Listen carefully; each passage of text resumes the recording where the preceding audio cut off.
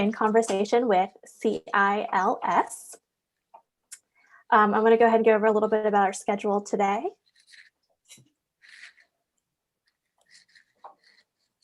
So the program for today will start off with a welcome and brief introduction from the editors. Then Dr. Ryoko Kubota will give a talk on criticality in language studies, followed by Dr. Chang and Dr. Gu will go over tips for authors. And finally, you will have the opportunity to dialogue with the editorial board about any questions you may have about publishing. Before we get started, though, I would like to go over some housekeeping items from the webinar. This webinar is currently being streamed live on YouTube. It is also being recorded on Zoom. If you are joining us via Zoom, I'm going to ask that you stay mute unless otherwise instructed by a moderator or presenter.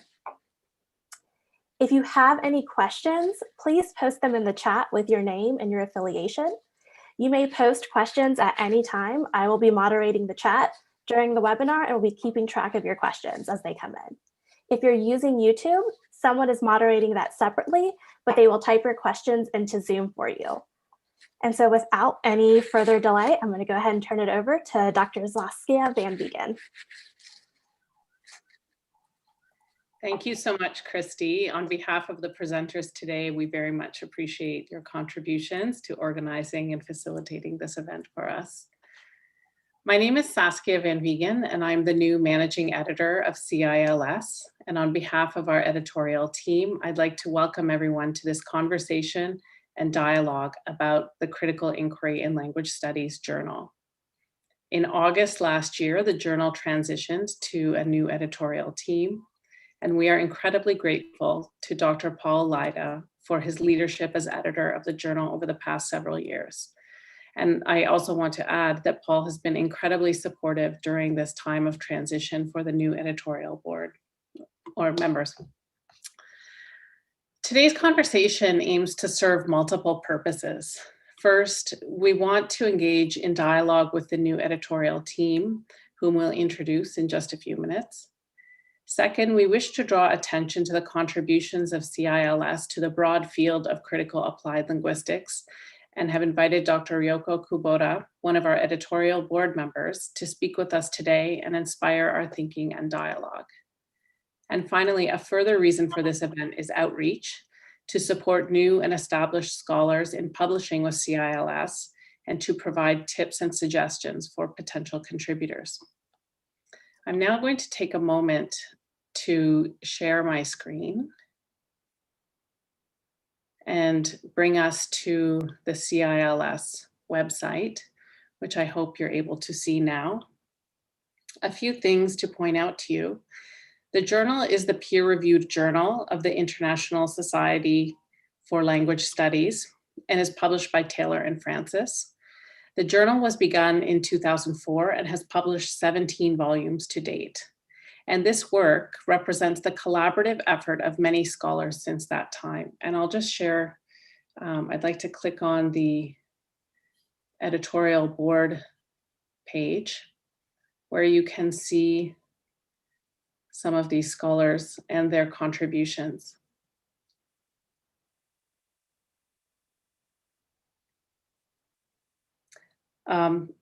I also wanted to ask if any of our editorial board members are here today to please come online and say hello and introduce yourself either now or later when we are in conversation.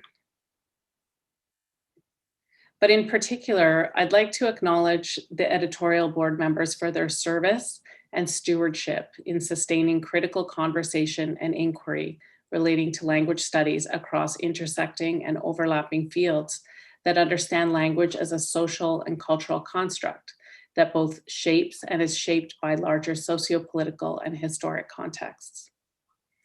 And I think that given the broad social issues facing our collective society, particularly today, these critical conversations are in need of being sustained. And that's part of why we are bringing everyone together for this dialogue. So I think, Christy, we can share the original PowerPoint again. Just a couple more, a little bit more information about myself. I'm located in Toronto, Canada, and am an assistant professor in the Department of Languages, Literatures, and Linguistics at York University. And my role there also includes ESL coordinator for our undergraduate ESL program. I'm going to turn it over to our editorial team to each introduce themselves, beginning with Benji.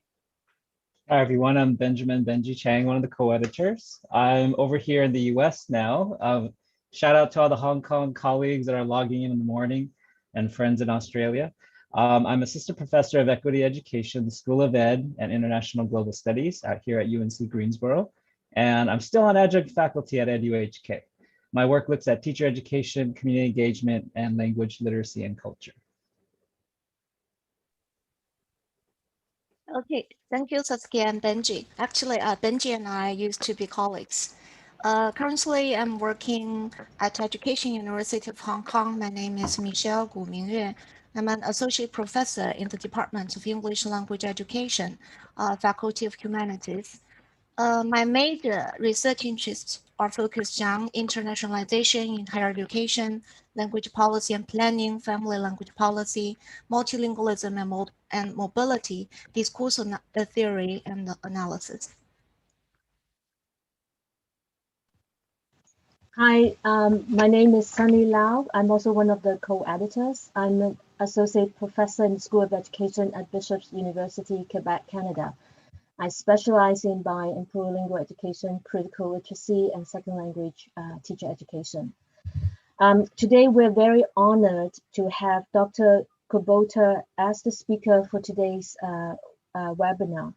Dr. Kubota is a professor in the Department of Language and Literacy Education at University of British Columbia, where she teaches applied linguistics and teacher education.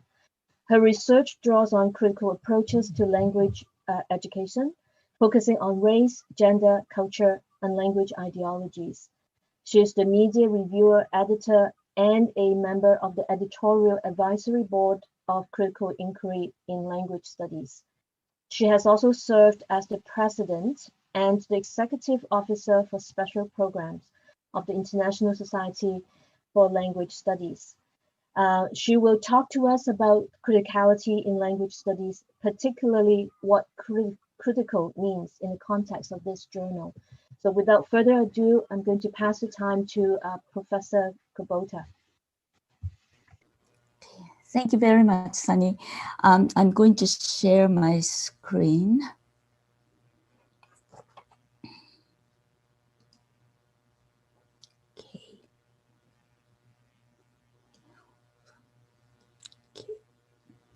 Okay. First of all, thank you very much for inviting. I would like to, first of all, acknowledge that I'm on the traditional, ancestral, and unceded territory of the Musqueam people here in Vancouver, UBC. I'm going to talk about criticality in language studies, but before then, I would like to mention that this journal is an official journal for, let me see, for International Society for Language Studies. And please become a member by going to that website. And if you become a member, you will receive a printed copy of this journal. It's very important to say that. Okay, so what I'm going to present today was published in 2017 in a special issue on re-examining and re-envisioning criticality in language studies, which I co-edited, guest edited with Liz Miller. And this is the table of contents for that special issue. And because we don't have much time, I'm going to throw out a lot of technical terms and concepts, but I don't have time to define them. So if you're interested, please read our article. Okay, so first, critical applied linguistics. It emerged in the 1980s and 90s, and with increased popularity of critical applied linguistics, the criticality seems to have been diluted and domesticated. So we ask these questions. What is criticality? What are major conceptual threads? Who does emancipatory action, for whom, and how? How can we re-envision future criticality? So first, what is criticality? According to Alistair Pennycook, who is also on the editorial board, criticality has to do with some concerns, including problematizing naturalized and normalized assumptions and practices in our field, questioning power and inequality, focusing on broader social, ideological, and colonial milieux, problematizing gender, race, class, sexuality, and other identity categories, transcending fixed knowledge and seeking visions for change, and practicing self-reflexivity and praxis, which is critical reflection and action. So in examining criticality, it seems that we need to examine the meaning of praxis and also theoretical foundations. I'm going to first talk about theoretical foundations and then meaning of praxis. So we looked at 3 theoretical foundations. 1, postmodern constructionism. 2, Marxist influenced approaches. And 3, postcolonial and related theories. So first, postmodern constructionism, which includes post-structuralism, which has become quite popular in our field. So post-structuralism examines how effects of truth are produced within discourses which in themselves are neither true nor false, according to Foucault. And power is conceptualized as a net-like system that circulates and produces knowledge as a regime of truth. And this conceptualization is contrasted with Marxist-influenced Freirean critical pedagogy and critical discourse analysis, which conceptualize power as binary and repressive force, as seen in the binary between oppressor and oppressed. And also ideology is conceptualized as false consciousness and distortion of the truth. So these are the criticisms of post-structuralism against Marxist influenced approaches. And also in the 1980s and 1990s, feminist scholars critiqued critical pedagogy promoted by male scholars, such as Henry Giroux, Peter McLaren, and so forth. So what are some of the post-structuralist approaches in critical applied linguistics? Feminist post-structuralists question the notion of empowerment. Who has the power to empower who? And it also redefined agency as constructed in discourse and power relations. Performativity is another concept used in post-structuralism, which conceptualizes identities such as race, gender, and others are not innate, but socially and discursively constructed. And queer theory questions all sexual identities. And more recently, post-humanism has been proposed and examined, and that's we conceptualize it as part of post-structuralist approaches or postmodern approaches. Next, Marxist influenced approaches. So we included a critical pedagogy of Paulo Freire in this category, and also linguistic imperialism, language ecology and language rights, and Pierre Bourdieu's notion of capital, habitus, field, and symbolic power. And more recently, there has been a lot of interest in examining political economy, neoliberalism, and social class in relation to language learning and language policy.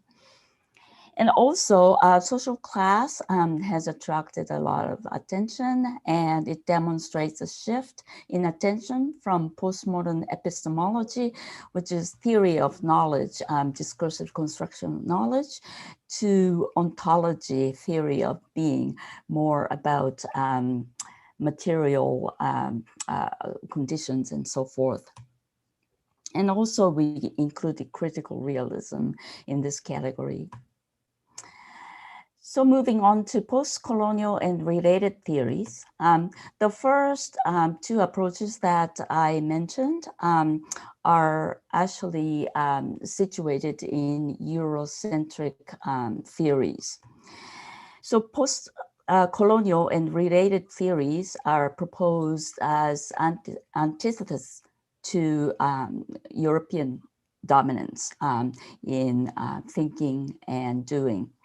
However, there are gaps between theory and practice in post-colonial related theories, in the sense that the Eurocentrism is so ingrained in our approaches that it's so challenging to go beyond Eurocentrism.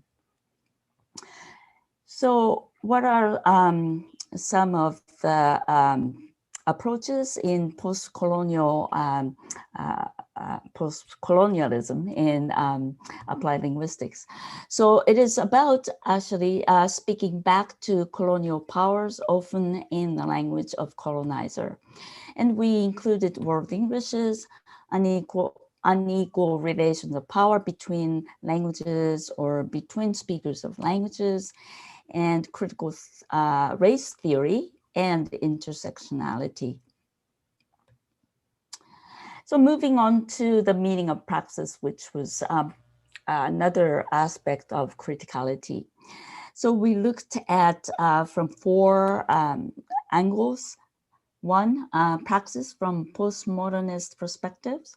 Two, praxis in Freirean critical pedagogy. Three, feminist and race-based post-colonial reflexivity. So this is a question of who does emancipation for whom. And fourth, action for praxis. So first, praxis from postmodernist perspectives. According to Pennycook, critical applied linguistics is not concerned with producing itself as a new orthodoxy, with prescribing new models and procedures for doing applied linguistics. Rather, it's concerned with raising a host of new and difficult questions about knowledge, politics, and ethics.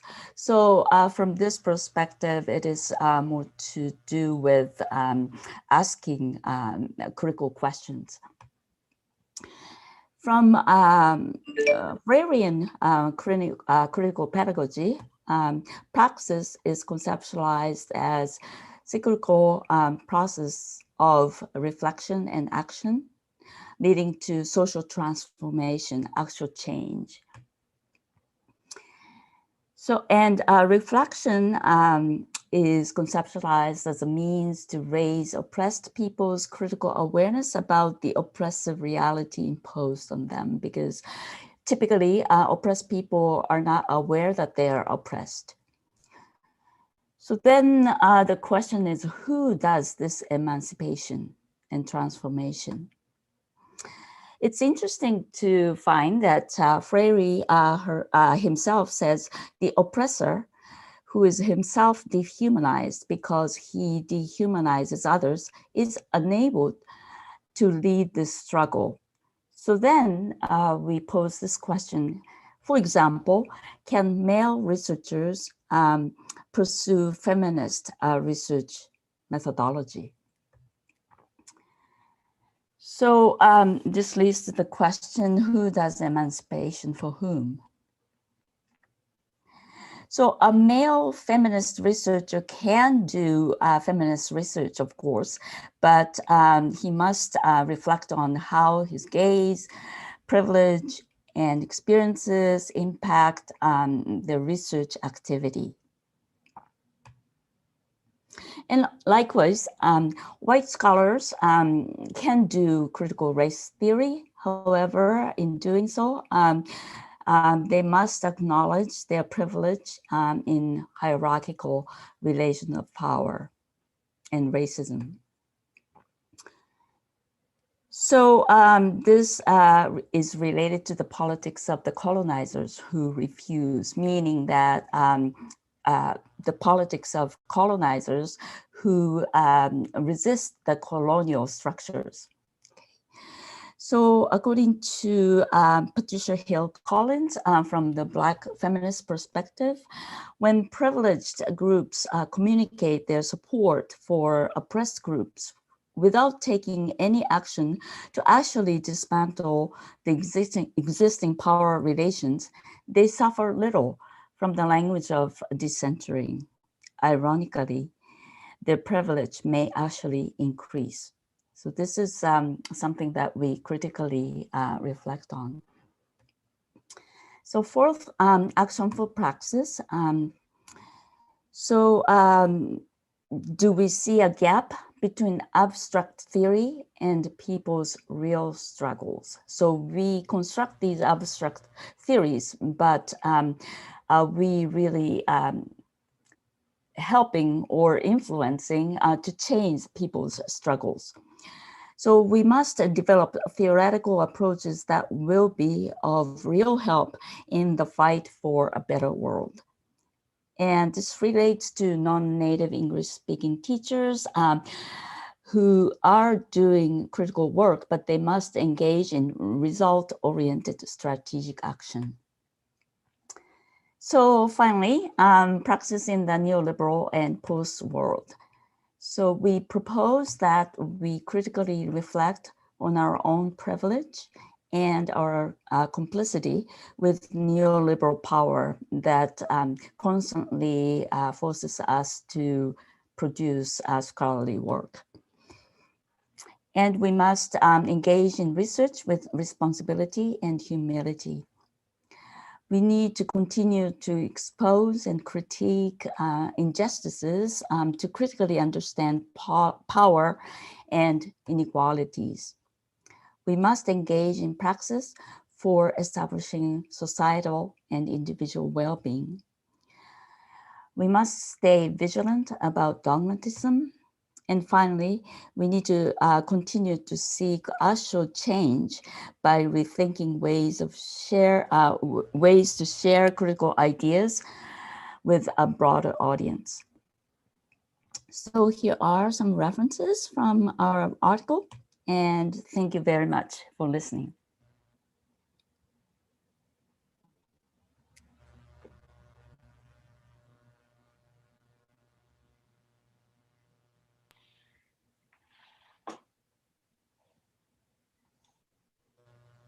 Thank you so much for that reflection and talk and engagement with that publication in CILS. And I think, Christy, now we're turning over to some Q&A.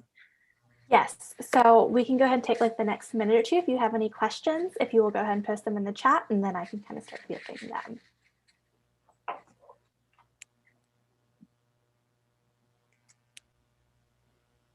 And thank you to Professor Kubota for taking us through that within like 10 minutes. That was amazing.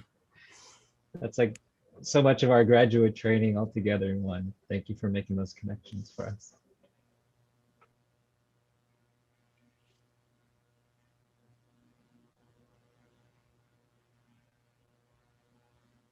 So as I mentioned, if you're interested, please read the article because I didn't explain many of the complex notion and abstract notions. So I highly encourage you to go to the article. and also the whole special issue, because it provides you with some new ideas and really situated knowledge in contextual classrooms and locations, geographical locations. So we have different papers from different geographical locations as well. So. I think everything that you've shared raises some important considerations in terms of publication practices as well. And I guess I have a question around bringing some of those insights into journal publication and dissemination. I see we also have a question from Monica Waterhouse in Canada.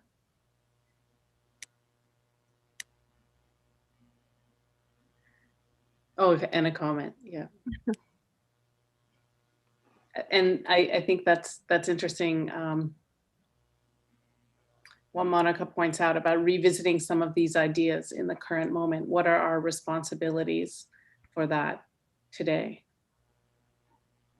And the other thing is that we constantly learn new ideas and new perspectives. So this critical reflexivity is just continuous, ongoing. So what we actually wrote it 2016, I guess, because it was published in 2017. And it's been a few years, and I already have some, different ideas. So it's really ongoing and reflexive.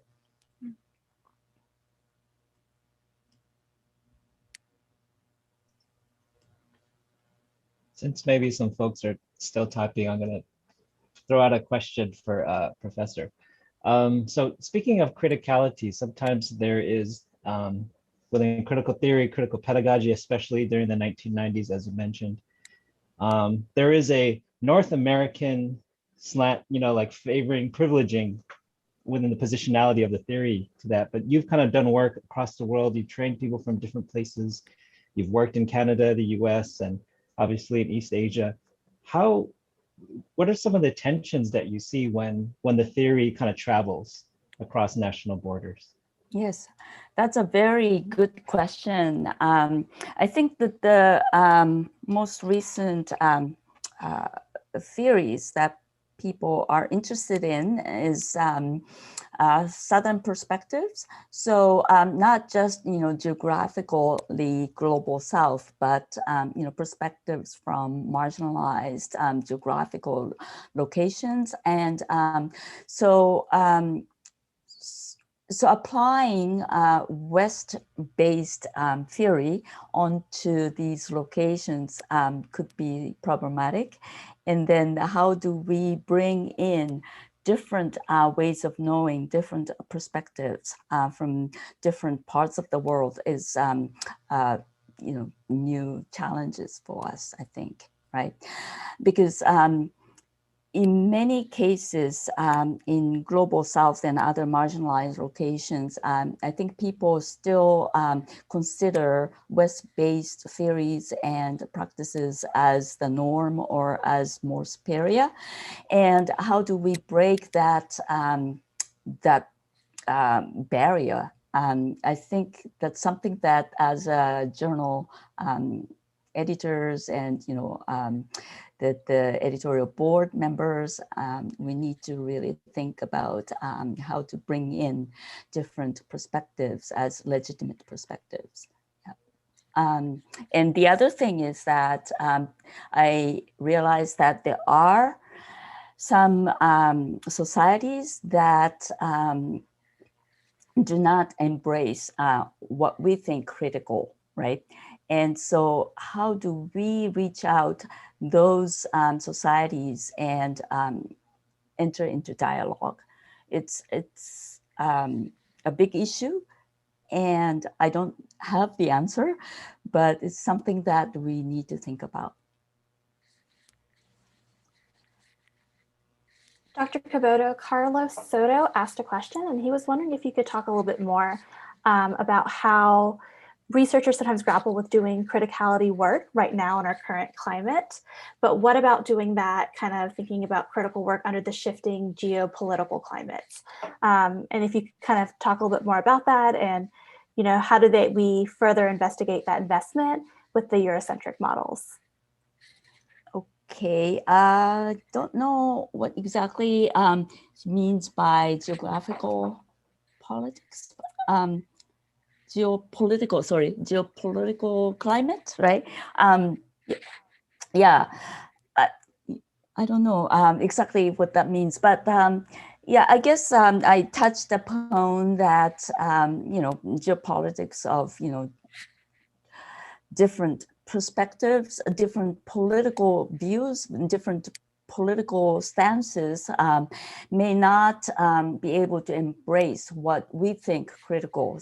So that's really a challenge for us to tackle. And as I said, I don't have an answer, but how do we actually dialogue with people who are coming from different political views and perspectives, even like, human rights, right? And social justice and so forth. Some people from different societies have different perspectives. And how do we have a dialogue? How do we define what critical is? Of the knowledge created by scholars from those societies. And I want to add on, so I guess an additional question is also like, how do we start like pushing back on some of the Eurocentric models that tend to take effect? So how do we kind of, acknowledge them, but also push back on them at the same time? Yeah. That's very difficult, right? So I think that's what we are trying to do. And, that's a challenge that's posed on us, because this journal was created in order to really instill criticality in academia, right?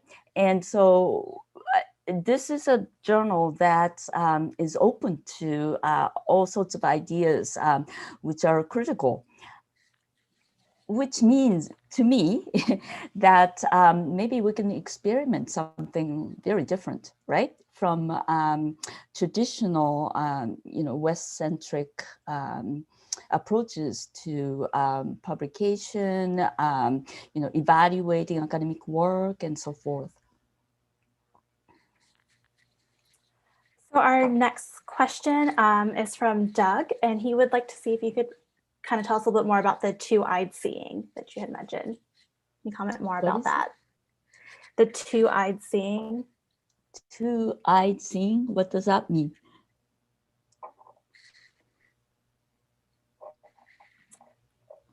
Was it probably means how to look at the world from multiple perspectives. Oh, is that what it means? Sorry. Okay. I'm not sure.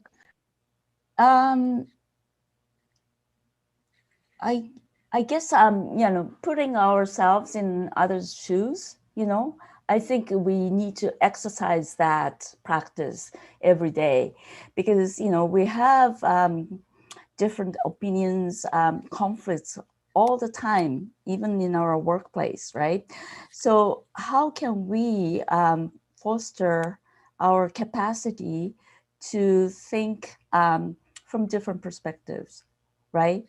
And I think that's very important for us to be critically reflexive as well. Just, day-to-day practice or praxis too, right? So for example, you live with a family member, you have a conflict, and sometimes very difficult to detach yourself from emotions, but sometimes you can think from the perspective of that person, and how does that person see me, and so forth, and that might bring a totally different perspectives, and that could be very helpful.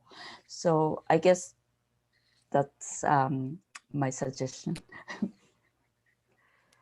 And I'm going to go ahead and see, because I know we're running a little short on time, so I want to see if I can combine these two questions together to see if we can kind of finish this off a little bit. And if you have questions that I didn't get to, we have a little bit of time at the end that we can come back to.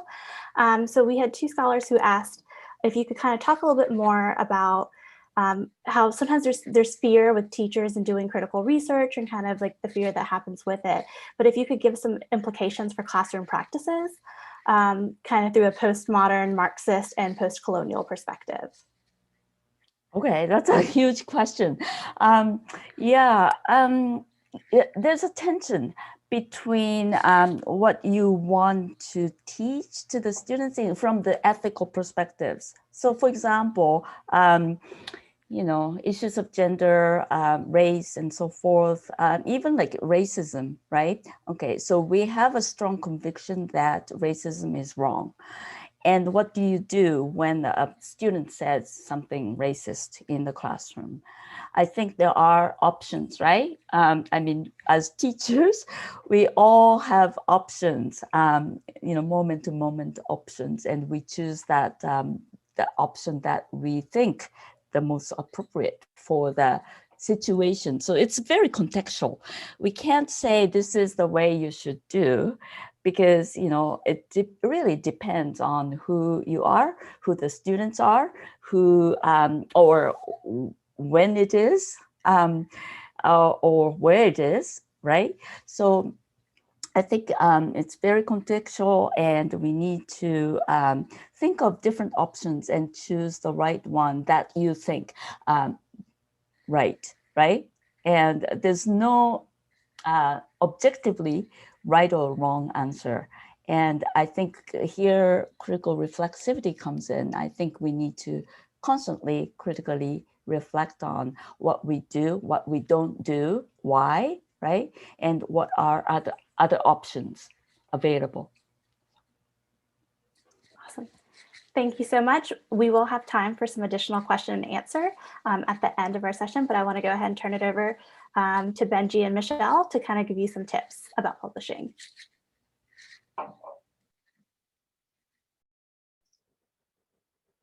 Okay, thank you again to Professor Kubota for that presentation and bringing things together. And the good news is she was so concise, we're a little bit ahead of time, so we're gonna have even more time at the end for Q&A. So these are great questions. And I think not all of them, some of them for the journal, etc. But okay, so these are some tips for authors. These are based on things that the editorial board have. We've been looking at recent submissions as well as editing and reviewing over the years. And actually, a lot of the work that we get does not come from the global north. So we're actually pretty happy about that. And when articles have promise, like we're okay to mentor texts along, and with some of the more mundane kind of stuff that we can work that out. But when the ideas are there and the criticality, then we'll work with it. So this first slide is more about the technical stuff, and I'll spend more time on the second part. And so basically, my suggestion here is that sometimes we get submissions that are really great, but we just kind of have to move them over there because they're not following the general format and template. They're just kind of sending in a paper. So please, if you're putting something in, follow the guidelines that are on the journal page about submission, length, and things like that. We actually have formatting templates for you. In terms of structure, it will follow this structure, generally speaking, but if there are ideas to do otherwise, we are open to that. This is probably the biggest takeaway here: balance and coherence. Be sure that the paper aligns across its sections. So sometimes we might see a great research question posed up front.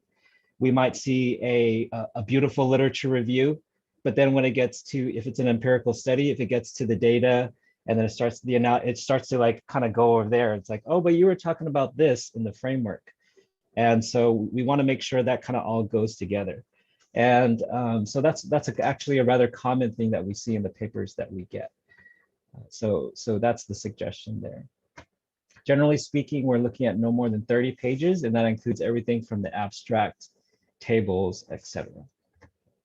But again, we are rather flexible with ideas about things. So people email us about special issue or different formats and things like that. And we are flexible.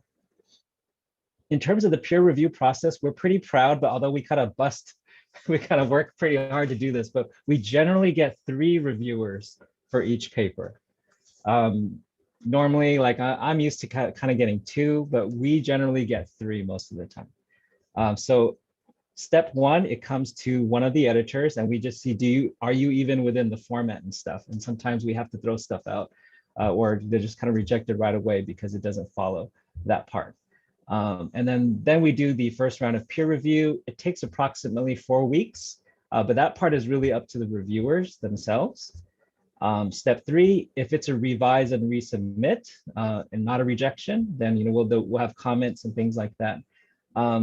Sometimes it is important to know that even though you revise and resubmit and you send it in again, it could still get rejected if it doesn't kind of meet the various requests and issues and addressing things and stuff. So that's kind of like our general process. Okay.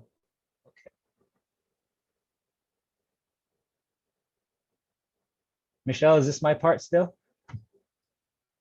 Okay. Responding to reviewer comments, and I know like a few folks have been maybe their advisor had suggested that they log on today, and so I know when we were going through this process as doctoral students, it could be hard to kind of get some of those comments, but the editorial board, we try to get reviewers that will seriously take your paper under consideration and hopefully give you a constructive critique about how to actually improve the paper. So we're trying to talk about the presentation, articulation of ideas. And so try not to take that personally, even though that can be hard. Make sure that you address all the reviewer and editor comments in your revisions. Sometimes folks will have like 1 or 2 and then they leave out the small things, but it's important to kind of break that all down. And a suggestion is that you could do like a 2-column grid to kind of just lay it all out. And that actually will help us speed up the process if you can, kind of lay it all out in a cohesive, coherent way. If you don't agree with the reviewer comments, that is actually fine, but don't ignore them. Instead, explain why you haven't made that change with your resubmission. You can say, yes, I don't agree, but don't leave it at that. Give some kind of explanation for why, and then we can work it out from there. If there are any comments which you don't understand or don't know how to respond to, just get in touch with the editor and ask for advice. Okay. So I think that's it for my side. And then Michelle. Okay, thank you very much, Benji.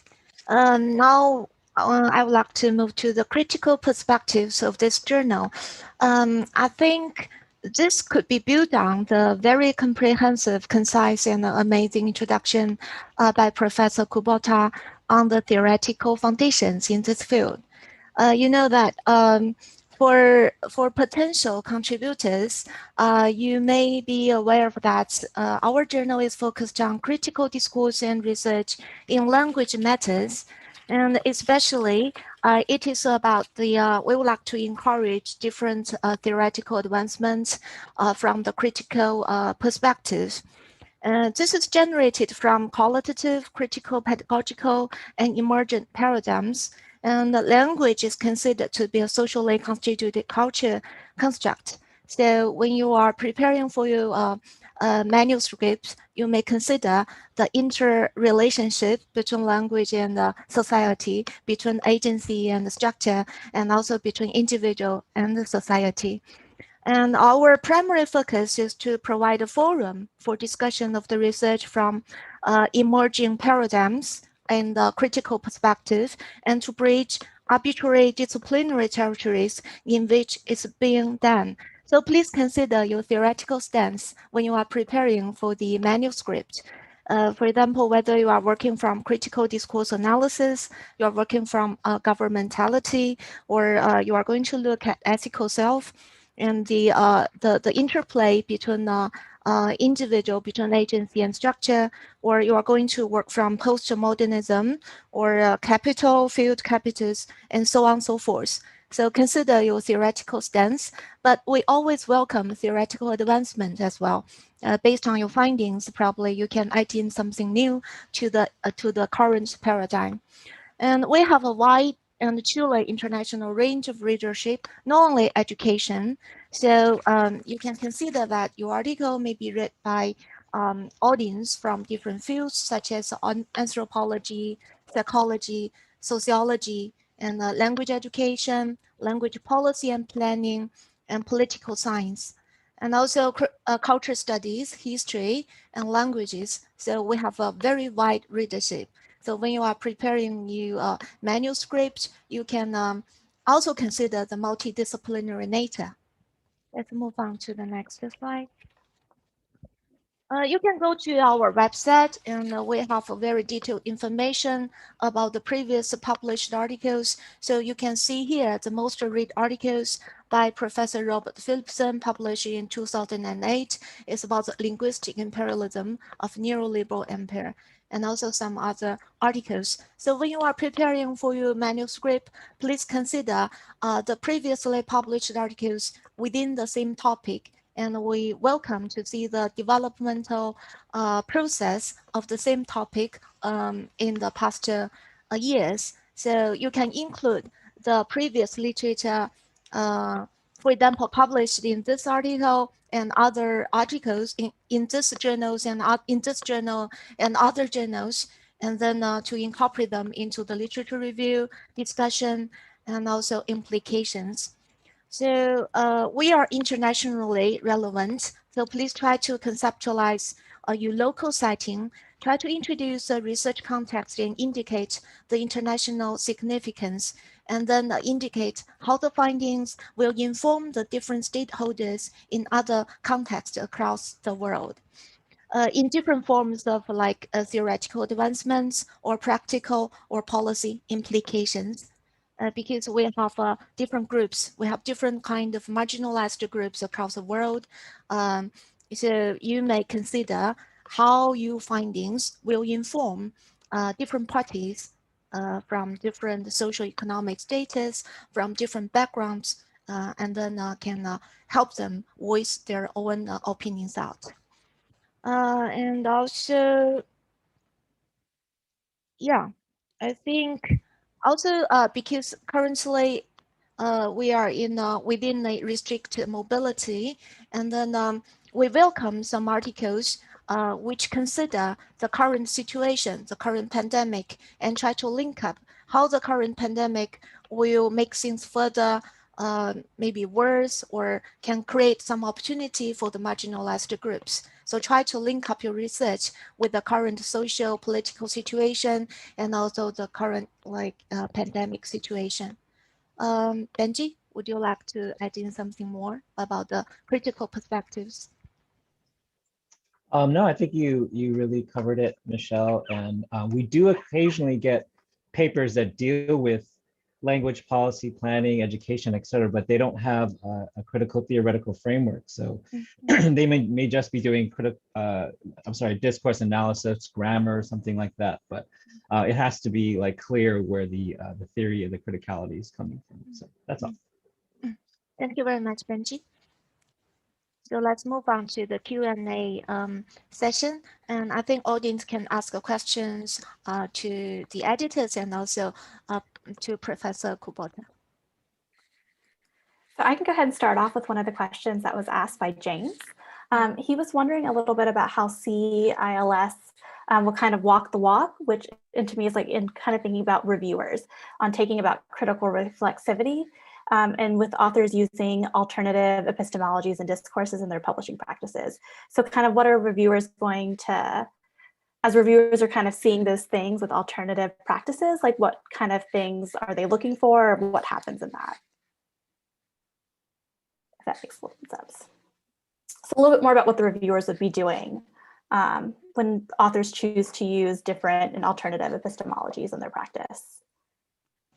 This is a great question, and I think it pertains not just to reviewers, but to the, again, various practices that are involved in bringing an article to publication. I think right now, this kind of conversation and outreach is a step in that direction. But again, this critical stance has to be part of everything that we do. So for example, right now, we are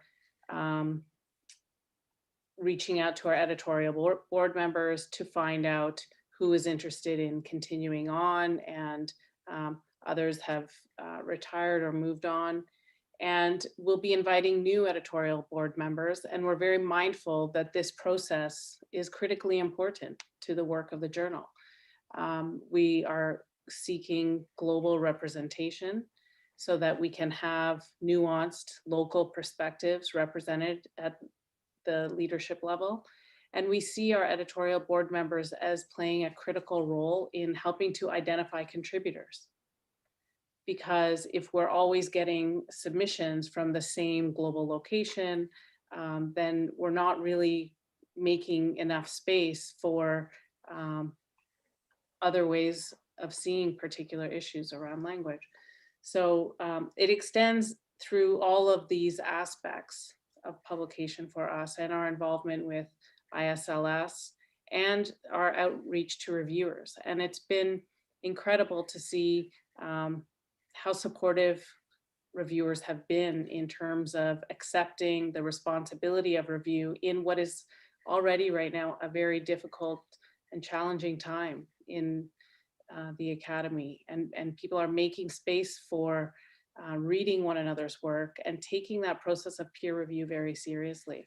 The reviews that our reviewers share are quite thorough, and I think very pedagogic in nature, as Benji was saying earlier, that our reviewers, when they read something that is worthy of publication and that should be shared and published, put a great deal of effort into communicating suggestions for authors of how to bring that idea and those insights and findings to a piece that can be shared and understood by an international audience. Can I just add a comment here too? I think this is a really good question, and I think our team has been really committed to supporting alternative epistemology and discourses. I think we have been trying very hard to make it our mission to support new scholars and to be able to make sure that they have a voice, and also people from different places. A lot of times what we found is sometimes it's because people are submitting their work coming from different contexts. And because of the lack of contextual information or the lack of information about the theoretical framework, that it's that aspect that makes the paper not fully intelligible. So I think that is a very important reminder. Treat this as like a dialogue with people in the field, and making things more explicit, and like really telling people where you're coming from, why you're having this theoretical approach, and just treat this as a dialogue with us. And I think that is very important as you write. I'll chip in as well if I can. One thing that I've also noticed, because we get, I'll just say within the last 2-3 months, I've reviewed papers from Iran, Turkey, Japan, Canada, etc. And so, so it's quite international. Something that we do see, and kind of relating to James's comment here about walking the walk, promoting alternative epistemologies and discourses, and not just kind of transplanting what we can label as Western theory onto other contexts. Sometimes we get papers that do that. It's like, all right, I'm just going to do archaeology of knowledge and just plant it onto language planning in this country. But we will also critique that and say, like, maybe not just agree line by line with what's going on, but what are some of the gaps and oversights within the theory applied to this context. So we want that kind of stuff, and we are looking for that. And I really appreciate sometimes you don't know who's going to be reviewing your article, but it could be the person that you're citing. So that's happened a few times. And some of the senior scholars, especially the ones that helped with ISLS and with starting this journal, they kind of had an activist stance that, we want to really push the envelope here on criticality. And so they're in the trenches, they were reviewing with us, and these are like very senior people and stuff. So I really appreciate that, and I'll give a nod again to Ryoko and others who have done that. And Benji, that kind of leads me kind of to the next question that was asked, and I think you did a nice job of talking about that, but could you elaborate a little bit more? Yuyo asked if, how do you, in some places where you can't do these Western ideals like democracy, and so thinking about like Hong Kong, how could you possibly kind of still teach about criticality or kind of write about criticality in a way that honors that, but also knowing that it may not be safe in certain spaces? So like as reviewers of CILS, like what would you be looking for and thinking about kind of putting these Western frameworks on top and how to do it in a respectful and safe way? Okay, maybe I could just start it because I know we have different folks who can speak up on this. But when I came to Hong Kong, I was used to working because I used to work at EduHK. I was used to working with social justice paradigms within North America. And when I went to Hong Kong, even that term social justice is not popularly used. And it's like action research, oh, what's that? Don't you want to get a grant? Don't write about that kind of stuff. And when I went to work with my colleagues in mainland, they're not using those terms either, but oftentimes the issues in which they're talking about, the pedagogies, the methodologies, they might not use the exact same term, but they're concerned about the same issues. So I think with the labeling and the typologies and things, we have to have some flexibility because folks are doing this work, but they might not call it the same thing. They might not call it critical literacy, but they're doing this in the schools and in their projects and stuff. So just want to say that, but the thing that has been going on in Hong Kong is so fresh, and but already like I wrote a paper with some colleagues, but they wanted to remove their name from this paper because they're just not sure.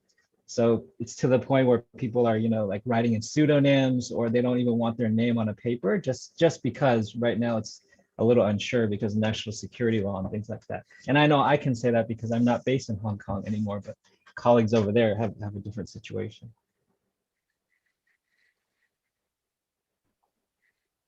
Thank you, Benji. Probably I can say something about from my based on my opinion. I think based on this audience question, she's talking about when we are adopting a lot of theoretical frameworks originated from the Western world, and how the theories could be applied to the Eastern world. But firstly, I think we try to avoid the dichotomy between West and East, but this is a fact. Yes. Because a lot of theories have been originated from the West. But in the meanwhile, I think a critical researcher could play the role of bridging up the West and the East. And then, for example, we conducted some research in Hong Kong or in Asian context, even though we are adopting the theories originating from the West, we can still add in something new because different contextual situations will give us a very fresh and different information. But in the end, probably we can come up with some new theory. I think the first step would be we try to set up dialogue between people from different social political situations and from different theoretical backgrounds. But finally, our ultimate purpose would be make the research or the theories more multiple and colorful. And then we try to bring in some enlightenment to the world. And just adding to what Michelle has articulated, it's also about articulating those local situated understandings of some of these broader perspectives and how they materialize in particular places and how meaning is made differently of some of those same concepts.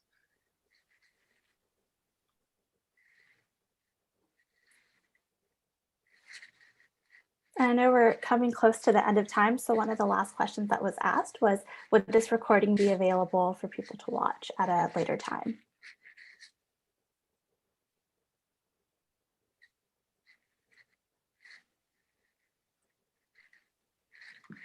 Yes, we will. We are recording and we'll be making this available. I think, Michelle, can you say a little bit more about the recording? Okay. It's I repeated think we have recorded the whole session, and we are going to make the recording public, maybe on our website. Is that okay?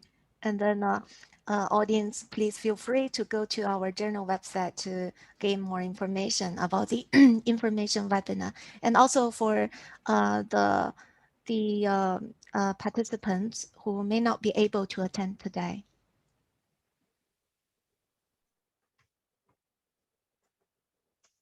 Great. Shall I wrap it up? Okay. I want to personally thank the people that have joined in from all over the world. It's very appreciative. And then I know folks like Dr. Chiratapa and other people are doing this work around the world. So I hope that we can.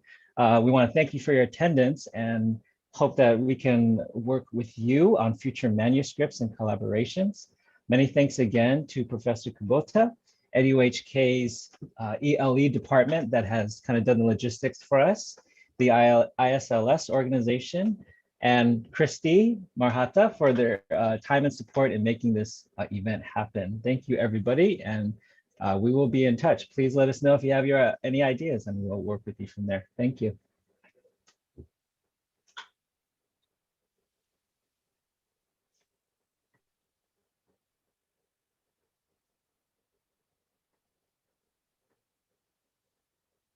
Michelle, is there a way to save the chat before we close the meeting?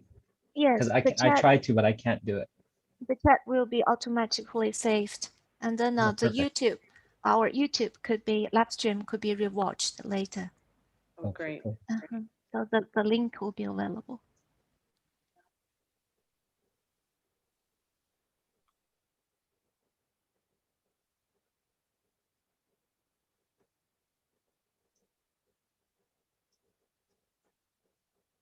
Thank you, Ryoko.